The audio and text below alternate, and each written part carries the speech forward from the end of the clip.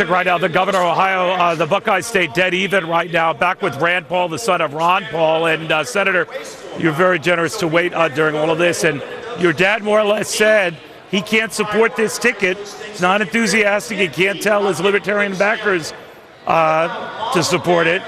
That doesn't sound like much of a team player.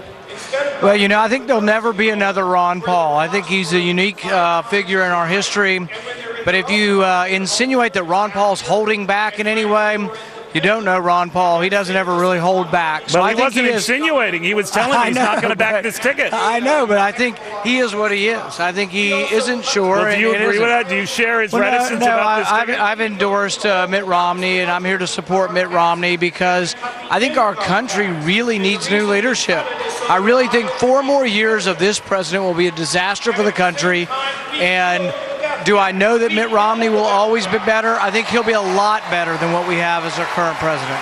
Now, obviously, your father didn't say he'd be voting for Barack Obama, but at best, I got a sense, Senator, that he'd be holding his nose if it were this ticket, because he said, and you've said this in varying ways with me in the past, that Paul Ryan, the problem isn't that he cuts too much, it's that he doesn't cut enough.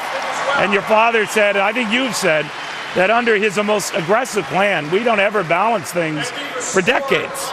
Well, I've already been telling Republicans, beginning to tell Republicans, if we take over the Senate and we take over the White House, I'm not a guarantee to vote for any Republican budget unless it balances. Has to balance in a finite time. The balanced budget amendment balances in 5 years. The Ryan budget doesn't balance for 28 years, which means to me never, because you get new Congresses, they always go back on their promises. Over that here at this convention?